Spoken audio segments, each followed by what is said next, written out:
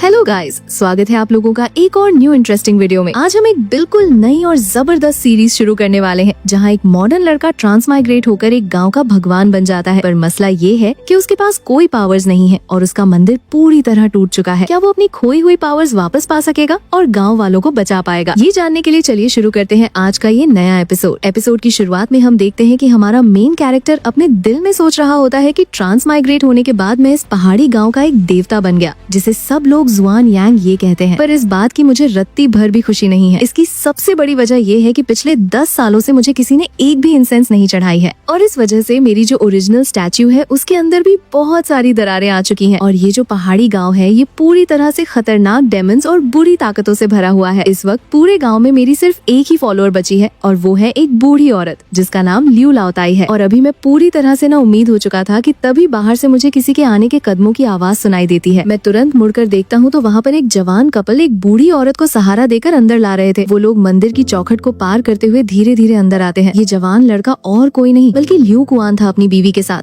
और वो जिस बूढ़ी औरत को ला रहे थे वो मेरी अकेली फॉलोअर लियू लाओताई थी। मैं अपने दिल में सोचता हूँ कि कहीं ये लोग यहाँ पर इंसेंस जलाने तो नहीं आए हैं। ये सोचते ही मैं जल्दी से अपनी उस टूटी हुई स्टैच्यू के अंदर वापस चला जाता हूँ और उनका इंतजार करने लगता हूँ। यहाँ पर लियू कुआन अपनी माँ से कहता है कि माँ, आपके तो पैर ठीक से काम भी नहीं करते, फिर आप यहाँ पर इंसेंस जलाने की जिद क्यों कर रही हैं? आप खुद ही देखिए कि ये मंदिर कितनी बुरी तरह से टूट चुका है। भला ऐसी जगह पर कौन इंसेंस जलाने आता है? जिस पर लियू लाओताई जवाब देती है कि भले ही दूसरे लोग जुआन यांग ये पर विश्वास ना करते हो, पर मैं उन पर पूरा विश्वास करती हूँ। मेरी ये जो जान है ये जुआन यांग ये नहीं बचाई थी। ये बोलते हुए लियू लाओताई धीरे धीरे उस स्टैच्यू के बिल्कुल सामने आ जाती है और अपने हाथों से एक इंसेंस स्टिक को जलाती है। वो दोनों हाथों को जोड़कर अपनी आंखें बंद करती है और पूरी श्रद्धा के साथ प्रार्थना शुरू कर देती है। वो कहती है कि जुआन यांग, ये मेरा आखिरी वक्त अब करीब आ चुका है, इसलिए मैं आखिरी बार आपकी पूजा करने आई हूँ। आपने सालों पहले मेरी जान बचाई थी, उसके लिए मैं आपकी बहुत शुक्रगुजार हूँ। काश मैं आपको एक आखिरी बार देख पाती। ये सुनते ही सीन फ्लैशबैक में चला जाता है, जहाँ पर हमें सालों पहले का वक्त दिखाया जाता है। उस वक्त लियू लाओताई सिर्फ 10 साल की एक छोटी सी बच्ची थी जिसे लोग जुआनजी कहते थे। वो हर रोज पहाड़ों पर अपनी भेड़ बकरियां चराने जाया करती थी और हमेशा शाम ढलने के बाद ही वापस आती थी। एक दिन जब वो रात के अंधेरे में वापस आ रही थी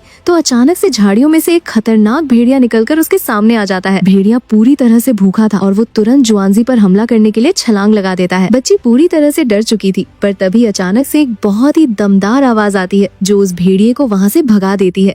भेड़िया डर के मारे वहाँ से दुम दबाकर भाग जाता है। जब जुआनजी मुड़कर देखती है तो उसके सामने एक सफेद कपड़ों में आदमी खड़ा था। वो आदमी अपने हाथ से इशारा करते हुए उसे कहता है कि तुम जल्दी से अपने घर की तरफ जाओ।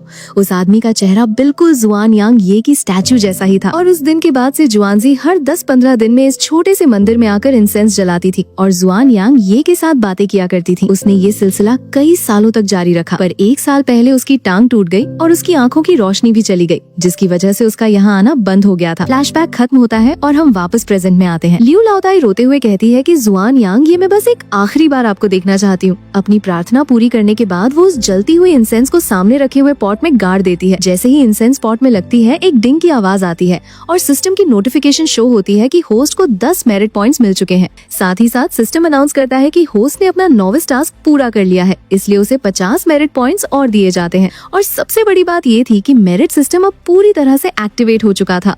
सिस्टम से एक और नोटिफिकेशन आती है कि होस्ट को एक नया स्किल मिल गया है जिसका नाम ड्रीम मॉनिटरिंग है। इसके साथ ही एक नया टास्क भी ट्रिगर हो जाता है जिसमें बताया जाता है कि अगर होस्ट अपनी स्टैच्यू को दोबारा से ठीक करवाता है तो उसे रिवॉर्ड के तौर पर 200 मेरिट पॉइंट्स मिलेंगे। ये सब देखकर मैं बहुत ज्यादा खुश हो जाता हूँ और सोचता हूँ कि आखिरकार ये कचरा सिस्टम एक्टिवेट हो ही गया। मैं पूरी एक्साइटमेंट के साथ अपने नए ड्रीम मॉनिटरिंग स्किल की डिटेल्स चेक करता हूँ। इस स्किल की मदद से मैं अपने किसी भी टारगेट के सपने में जा सकता हूँ और उनकी आत्मा के साथ सीधे बात कर सकता हूँ। मैं सोचता हूँ कि अगर सिर्फ लियू लाओताई के अकेले इंसेंस जलाने से मुझे 10 मेरिट पॉइंट्स मिल गए हैं, तो अगर इस गांव का हर एक शख्स मेरे लिए इंसेंस जलाएगा तो मेरे मेरिट पॉइंट्स आसमान छूने लगेंगे। मैं लियू लाओताई की तरफ देखता हूँ और मेरे दिमाग में एक प्लान आता है। रात का वक्त हो चुका था और लियू लाओताई अपने बिस्तर पर सो रही थी। सोते हुए उसे एक सपना आता है। सपने में वो देखती है कि वो दोबारा से जवान हो चुकी है और एक खूबसूरत से जंगल में चल रही है जहाँ चारों तरफ हरियाली और रोशनी थी। तभी उसे अपने पीछे से किसी के आने का एहसास होता है। वो पीछे मुड़कर देखती है तो वहाँ पर मैं खड़ा था। मैं उसकी तरफ देखकर हल्के से मुस्कुराता हूँ। वो मुझे पहचान लेती है और हैरानी से पूछती है कि जुआन यांग, ये आप यहाँ पर कैसे? मैं उससे कहता हूँ कि तुम्हारा वक्त अब पूरा हो चुका है और तुम इस दुनिया से जाने वाली हो, इसलिए मैं खास तौर पर अपने इस पुराने दोस्त को अलविदा कहने के लिए आया हूँ। ये सुनकर जुआनजी पूरी तरह से हैरान हो जाती है और कहती है कि नहीं, ऐसा नहीं हो सकता। मैं उससे कहता हूँ कि तुमने इतने सालों तक मेरी पूजा की है और मेरा ध्यान रखा है उसके लिए बहुत शुक्रिया। क्या इस दुनिया से जाने से पहले तुम्हारी कोई आखिरी ख्वाहिश है? वो रोते हुए कहती है कि मेरी आखिरी ख्वाहिश बस यही थी कि मैं मरने से पहले एक बार आपको देख सकूं, और अब मेरी ये ख्वाहिश पूरी हो चुकी है। मैं उससे दोबारा पूछता हूँ कि क्या तुम अपने बेटे और पोते को एक आखिरी बार नहीं देखना चाहती, ताकि तुम उन्हें ठीक से अलविदा कह सको? जिस पर वो बड़ी उदासी से कहती है कि पर मैं तो अंधी हो चुकी हूँ, भला मैं उन्हें कैसे देख सकती हूँ। मैं मुस्कुराते हुए कहता हूँ कि ये तो बहुत ही छोटी सी बात है। ये बोलकर मैं अपने हाथ से एक रोशनी उसकी तरफ भेजता हूँ और उसे अलविदा कहकर वहाँ से गायब हो जाता हूँ। जैसे ही मैं जाता हूँ, लियू लाओताई की आँख खुल जाती है। वो अपने बिस्तर पर उठकर बैठती है और देखती है कि उसके सामने रखी हुई तेल की बत्ती अभी भी जल रही थी। उसका दिल जोर से धड़कने लगता है और वो अपने हाथों को देखते हुए कहती है कि मैं देख सकती हूँ, मेरी आंखों की रोशनी वापस आ गई है। उनकी आवाज सुनकर उनका बेटा लियू कुआन जल्दी से उनके कमरे में आता है और पूछता है कि माँ, आप इतनी रात को क्यों उठ गईं? वो अपने बेटे का चेहरा देखती है और रोती हुई कहती है कि बेटा, मैं तुम्हें देख सकती हूँ। ये सुनकर लियू कुआन भी पूरी तरह से हैरान रह जाता है। लियू लाओताई अपने बेटे को गले लगा लेती है और रोती हुई कहती है कि जैसे ही मैं सोकर उठी, मेरी आंखें बिल्कुल ठीक हो चुकी थीं। ये सब जुआन यांग ये का ही चमत्कार है। उन्होंने ही मुझे मरने से पहले तुम सबको एक आखिरी बार देखने का मौका दिया है, ताकि मैं तुम लोगों को ठीक से अलविदा कह सकूं। मैं हवा में तैरते हुए इस पूरे सीन को देख रहा था। लियू लाओताई पूरी तरह से खुश और मुतमईन होकर इस दुनिया से चली जाती है। अगले दिन सुबह मुझे अपनी स्टैच्यू के बाहर से कुछ आवाजें आती हैं, जो मुझे नींद से जगा देती हैं। मैं अपनी आंखें खोलकर देखता हूँ तो लियू कुआन और उनकी बीवी दोनों मंदिर के अंदर आ रहे थे। लियू कुआन रोते हुए कहता है कि जुआन यांग, ये मेरी माँ अब इस दुनिया में नहीं रही, पर आज के बाद से मैं अपनी माँ की जगह पर आपकी पूजा करूंगा और आपका पूरा ध्यान रखूंगा। ये बोलते हुए वो और उनकी बीवी दोनों आगे बढ़ते हैं और बारी बारी इंसेंस जलाते हैं। जैसे ही वो इंसेंस जलाते हैं, मुझे नोटिफिकेशन आती है कि होस्ट को नए बिलीवर्स मिल गए हैं और मेरे मेरिट पॉइंट्स बढ़ गए हैं। मैं देखता हूँ कि लियू कुआन के सिर के ऊपर +8 मेरिट पॉइंट्स और उनकी बीवी के सिर के ऊपर +5 मेरिट पॉइंट्स शो हो रहे थे। लियू कुआन हाथ जोड़कर कहता है कि जुआन यांग, ये अब हम वापस जा रहे हैं। कल मेरी माँ का आखिरी संस्कार पूरा हो जाएगा और उसके बाद मैं खुद आकर इस मंदिर की मरम्मत करूंगा। अगले दिन लियू कुआन और उनकी बीवी मंदिर के बाहर खड़े थे। तभी वहाँ से उनका एक पड़ोसी गुजरता है। वो उन्हें वहाँ देखकर हैरानी से पूछता है कि कुआन भाई, आज तुम दोनों यहाँ क्या कर रहे हो? तुम तो हमेशा अपनी माँ को जुआन यांग ये की पूजा करने पर ताने मारते थे,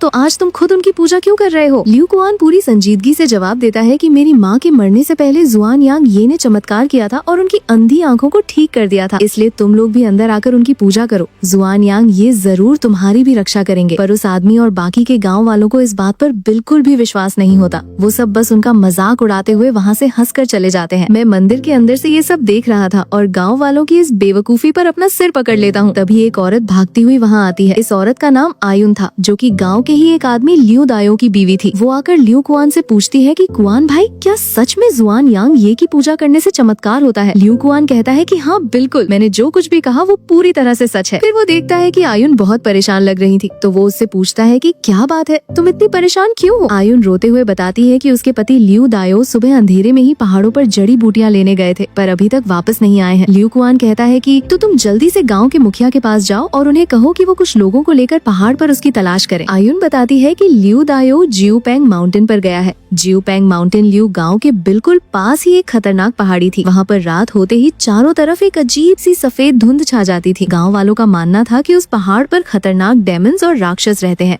जो कोई भी उस पहाड़ के अंदर जाता था वो कभी जिंदा वापस नहीं आता था। लियू कुआन हैरानी से पूछता है कि दायो भला ऐसी खतरनाक जगह पर क्यों गया था? आयुन बताती है कि उसके ससुर पहाड़ से गिरकर बुरी तरह जख्मी हो गए थे और गाँव के हकीम ने कहा था कि उन्हें ठीक करने लिए जिनसेंग की जड़ की जरूरत पड़ेगी, इसलिए दायो उस जड़ को लेने के लिए जियूपेंग माउंटेन गया था। गांव के मुखिया कुछ लोगों को लेकर वहां गए जरूर हैं, पर अंधेरा होने की वजह से किसी की भी हिम्मत पहाड़ के अंदर जाने की नहीं हो रही है।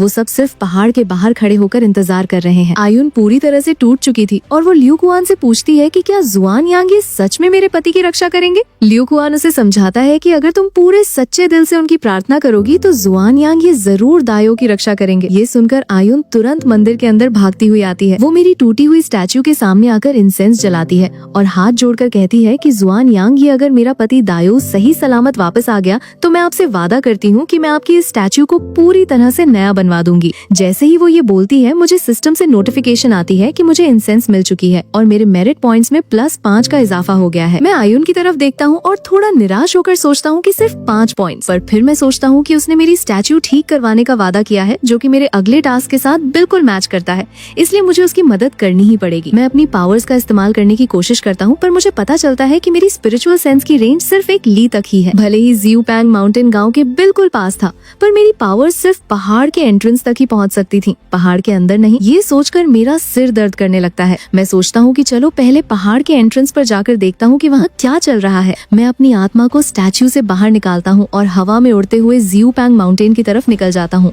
जैसे ही मैं पहाड़ के एंट्रेंस के पास पहुँचता हूँ, मुझे वहाँ से इंसेंस जलने की आवाज और महक आती है। मैं आगे बढ़कर देखता हूँ तो वहाँ पर गाँव के मुखिया ल्यूफू और कुछ दूसरे गाँव वाले जमीन पर बैठे हुए थे। उन्होंने अपने सामने एक छोटा सा ऑल्टर बनाया हुआ था जिस पर इंसेंस जल रही थी, पर जब मैं उस ऑल्टर पर रखे हुए पत्थर को देखता हूँ तो उस पर जियू पैंग माउंटेन गॉड लिखा हुआ था। ये देखकर मेरा खून खौल उठता है। मैं सोचता हूँ कि ये मेरे गाँव के लोग हैं, पर ये मेरी पूजा करने के बजाय इस अनजान पहाड़ी देवता की पूजा कर रहे हैं। मैं देखता हूँ कि मुखिया और बाकी लोग पहाड़ के अंदर जाने से डर रहे थे, इसलिए वो यहीं बाहर बैठकर इस माउंटेन गॉड से मदद मांग रहे थे। तभी मुझे वहाँ से एक अजीब सी आवाज सुनाई देती है। मैं मुड़कर ऑल्टर की तरफ देखता हूँ तो वहाँ पर एक आउल बैठा हुआ था जो ऑल्टर पर रखे हुए फलों को खा रहा था। उस आउल के जिस्म से एक हल्के लाल रंग की रोशनी निकल रही थी, जिससे मुझे तुरंत समझ आ जाता है कि ये कोई आम आउल नहीं बल्कि एक छोटा डेमन है। मैं सोचता हूँ कि भले ही इंसान इस पहाड़ के अंदर नहीं जा सकते, पर ये डेमन जरूर जा सकता है। मैं तुरंत अपनी असली फॉर्म में उनके सामने आ जाता हूँ। मैं धीरे धीरे चलकर उस आउल के पास जाता हूँ। जैसे ही मैं उसके पास पहुँचता हूँ, मैं अपनी पावर्स को रिलीज करता हूँ और मेरे जिस्म से एक बहुत ही पावरफुल गोल्डन रोशनी निकलने लगती है। मैं एक जायंट गोल्डन आकार में उसके सामने खड़ा हो जाता हूँ और कहता हूँ कि तुम्हारी इतनी हिम्मत कि तुम यहाँ आकर चोरी कर रहे हो। वो आउल मुझे देखते ही पूरी तरह से डर जाता है और अपने पंख फैलाकर वहाँ से उड़ने की कोशिश करता है, पर मैं अपनी पावर्स का इस्तेमाल करके उस पर एक प्रेशर डालता हूँ। वो आउल अपनी जगह पर ही जम जाता है और सीधा ऑल्टर से नीचे जमीन पर गिर जाता है। मैं उससे कहता हूँ कि मैं शांत स्वभाव का हूँ और तुम्हें मारना नहीं चाहता, पर अगर तुमने दोबारा भागने की कोशिश की तो मैं तुम्हें जिंदा नहीं छोड़ूंगा। वो आउल जमीन पर पड़ा हुआ था और डरते हुए आगे बढ़कर उस माउंटेन गॉड के पत्थर के सामने अपना सिर झुकाने लगता है। वो कहता है कि माउंटेन गॉड मुझे माफ कर दीजिए, मुझे पता नहीं था कि ये आपका खाना है, मुझे जाने दीजिए। उसकी ये बकवास सुनकर मुझे और ज्यादा गुस्सा आ जाता है। मैं उससे कहता हूँ कि मैं कोई माउंटेन गॉड नहीं हूँ, मैं जुआन यांग ये हूँ। ये सुनकर वो आउल मेरी तरफ मुड़ता है और कहता है कि मुझे माफ कर दीजिए। जुआन यांग, ये मेरी आंखों पर पर्दा पड़ा हुआ था जो मैं आपको पहचान नहीं पाया। मैं उससे कहता हूँ कि अगर तुम अपनी जान बचाना चाहते हो तो तुम्हें मेरा एक काम करना पड़ेगा। मैं उससे बिना कोई फालतू बात किए पूरी सिचुएशन बताता हूँ कि तुम्हें पहाड़ के अंदर जाकर लियू दायो को ढूंढना है। वो आउल कहता है कि हाँ, मैंने उस आदमी को देखा था, उसे पहाड़ के अंदर एक येलो वीजल डेमन ने अपने जाल में फंसा लिया है। वो आउल आगे कहता है कि भले ही मैं उस येलो वीजल डेमन से डरता नहीं हूँ, पर हमारा आपस में कोई झगड़ा नहीं है। अगर मैं उसके शिकार को छीनने की कोशिश करूंगा तो वो मुझे कभी नहीं छोड़ेगी। उसकी बात सुनकर मैं थोड़ी देर सोचता हूँ और फिर ऑल्टर पर रखी हुई एक मोमबत्ती को उठा लेता हूँ। मैं अपनी गोल्डन पावर्स को उस मोमबत्ती के अंदर डालता हूँ और उस आउल से कहता हूँ कि ये मोमबत्ती मेरा एक टोकन है, तुम इसे अपने साथ लेकर जाओ और मेरा काम पूरा करो। अगर तुमने ये काम ठीक से किया तो मैं तुम्हें इसका बहुत अच्छा इनाम दूंगा। वो आउल मेरी बात मान लेता है और आगे बढ़कर उस मोमबत्ती को अपनी चोंच में दबा लेता है। फिर वो अपने पंख फैलाता है और तेजी से पहाड़ के अंदर की तरफ उड़ जाता है। यहाँ गाँव के मुखिया और बाकी लोग इस सब से अनजान थे। वो बस उस आउल को मोमबत्ती लेकर उड़ते हुए देखते हैं। एक गाँव वाला मुखिया से कहता है कि देखिए, वो परिंदा हमारी मोमबत्ती लेकर उड़ गया है। मुखिया कहता है कि हमने ऑल्टर तो बना दिया है, पर पता नहीं माउंटेन गॉड हमारी मदद करेंगे या नहीं। तभी एक दूसरा गाँव वाला कहता है कि क्यों ना हम हुई लाओए से मदद मांगे। मैंने सुना है कि अगर हम उन्हें पूरी बलि चढ़ाएं तो वो जरूर हमारी मदद करेंगे। मुखिया गुस्से में कहता है कि हुई लाओए का पिछला उधार तो हमने अभी तक चुकाया नहीं है, क्या वो हमारी मदद फ्री में करेंगे? इस बारे में अब कोई बात नहीं करेगा। दूसरी तरफ पहाड़ के अंदर लियू दायो पूरी तरह से रास्ता भटक चुका था। चलते चलते वो अचानक से एक बहुत ही बड़े और आलीशान घर के बाहर पहुंच जाता है। तभी उस घर का दरवाजा खुलता है और वहाँ से एक बहुत ही खूबसूरत औरत बाहर आती है जिसने पीले रंग के कपड़े पहने हुए थे। वो मुस्कुराते हुए कहती है कि मैं इस पहाड़ में रहती हूँ, लगता है तुम रास्ता भटक गए हो, आओ मेरे साथ अंदर आओ, मैं तुम्हें रास्ता दिखाती हूँ। लियू दायो बिना कुछ सोचे समझे उसके पीछे पीछे चलने लगता है। वो उसे एक कमरे में बिठाती है और एक कटोरी में मीठा पानी लाकर देती है और कहती है कि पहले तुम ये पानी पी लो और थोड़ा आराम कर लो। लियू दायो उसके रूप जाल में पूरी तरह से फंस चुका था और उसका अपने जिस्म पर कोई कंट्रोल नहीं था। वो जैसे ही उस औरत के पास जाता है, अचानक से उसे उस औरत के जिस्म से एक बहुत ही गंदी और बदबूदार महक आती है। ये बदबू इतनी तेज थी कि लियू दायो का दिमाग तुरंत ठीक हो जाता है। वो ध्यान से उस औरत की तरफ देखता है और उसे समझ आ जाता है कि ये कोई इंसान नहीं बल्कि एक खतरनाक येलो वीजल डेमन है जिसने इंसान का रूप लिया हुआ है। दायो पूरी तरह से घबरा जाता है और वहाँ से भागने की कोशिश करता है, पर वो घबराहट में एक पत्थर से टकराता है और जमीन पर गिरकर बेहोश हो जाता है। वो वीजल डेमन उसके पास आती है और मुस्कुराते हुए कहती है कि तुम इतनी जल्दी कहाँ जा रहे हो, मैंने तुम्हें इतनी मुश्किल से ढूंढा है। वो अपने लंबे और खतरनाक नाखून बाहर निकालती है और जैसे ही दायो को पकड़ने वाली होती है, अचानक से हवा में एक आवाज आती है, रुक जाओ। वो डेमन मुड़कर देखती है तो वहाँ पर वही आउल उड़ता हुआ आ जाता है। वो आउल आकर एक पेड़ पर बैठ जाता है और उसके पास वही मोमबत्ती थी। वीजल डेमन गुस्से में कहती है कि हम दोनों एक ही जैसे हैं, फिर तुम मुझे क्यों रोक रहे हो। आउल कहता है कि मैं यहाँ पर अपनी मर्जी से नहीं आया हूँ, मुझे लियू गांव के देवता जुआन यांग ये ने भेजा है ताकि मैं इस आदमी की जान बचा सकूं। ये सुनकर वो वीजल डेमन जोर जोर से हंसने लगती है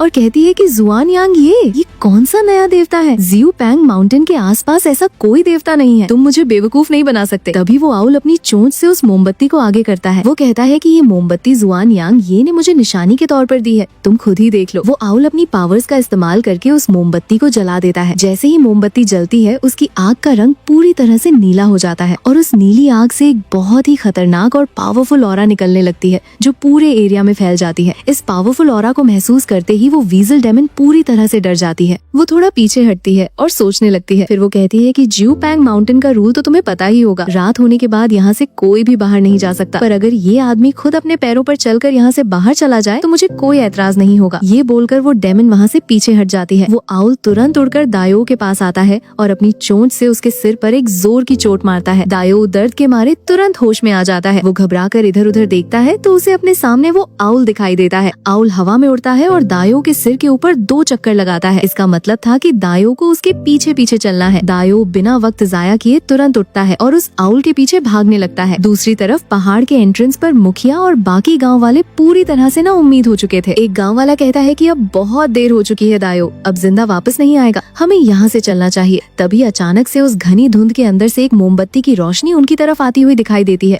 आयुन खुशी से चिल्लाती है कि क्या दायो वापस आ गया। जैसे ही धुंध हटती है, दायो उनके सामने आ जाता है। आयुन भागकर उसे गले लगा लेती है और रोने लगती है। मुखिया हैरानी से पूछता है कि दायो तुम इतनी देर तक पहाड़ में क्या कर रहे थे। दायो उन्हें पूरी बात बताता है कि कैसे वो रास्ता भटक गया था और एक येलो वीजल डेमन उसे मारने वाली थी, पर अचानक से एक आउल वहाँ आया और उसने मेरी जान बचा ली। तभी सबकी नजर उस ऑल्टर पर पड़ती है जहाँ पर वही आउल बैठा हुआ था। मुखिया खुशी से कहता है कि मुझे पता था, ये जरूर इस पहाड़ के देवता ने हमारी मदद की है, सब लोग जल्दी से झुककर उन्हें प्रणाम करो। जैसे ही मुखिया ये बोलता है, वो आउल गुस्से में आकर उस ऑल्टर पर रखी हुई टेबल को एक जोर की लात मारता है, जिससे वो टेबल वहाँ से गिर जाती है। आउल हवा में उड़ता है और सब गांव वालों के सिर के ऊपर चक्कर लगाने लगता है। फिर वो गांव की तरफ उड़ने लगता है। दायो तुरंत समझ जाता है और सबसे कहता है कि जल्दी करो, उसके पीछे चलो। मुखिया और बाकी सब लोग भी उस आउल के पीछे भागने लगते हैं। वो आउल उन्हें सीधा मेरे उस टूटे हुए मंदिर के अंदर ले आता है। सब लोग मंदिर के बाहर आकर रुक जाते हैं। मुखिया हैरानी से कहता है कि जुआन यांग ये, क्या जुआन यांग ये ने उस आउल को भेजा था, पर हम में से तो कोई यहाँ पर मदद मांगने आया ही नहीं था। तभी आयुन आगे आकर बताती है कि जब दायो पहाड़ में गया था तो मैं यहाँ आकर जुआन यांग ये से प्रार्थना करके गई थी। मुखिया को पूरी बात समझ आ जाती है। वो कहता है कि किसी ने नहीं सोचा था कि दायो की जान जुआन यांग ये बचाएंगे। वो मेरी टूटी हुई स्टैच्यू की तरफ देखता है और फिर दायो के परिवार की तरफ देखकर कहता है कि तुम सब जल्दी से जाओ और पूजा का सामान लेकर आओ, हमें जुआन यांग ये का शुक्रिया अदा करना होगा। थोड़ी ही देर में मंदिर के अंदर पूजा का सामान सज गया था। गाँव के लगभग 30 से ज्यादा लोग दायो की कहानी सुनकर वहाँ आ चुके थे। मुखिया सबसे आगे खड़ा था और सब लोग एक साथ हाथ जोड़कर झुकते हैं और मेरी पूजा करते हैं। जैसे ही वो लोग प्रार्थना करते हैं, सिस्टम की नोटिफिकेशंस आने लगती हैं और मेरे मेरिट पॉइंट सीधा +100 बढ़ जाते हैं। मैं ये देखकर बहुत खुश होता हूँ। मुखिया कहता है कि जुआन यांग ये पिछले कई सालों से हमने आपको भुला दिया था और आपकी पूजा नहीं की, पर फिर भी आपने हमारी मदद की। आज के बाद से हम सब हमेशा आपकी पूजा करेंगे और आपका ध्यान रखेंगे। पूजा खत्म होने के बाद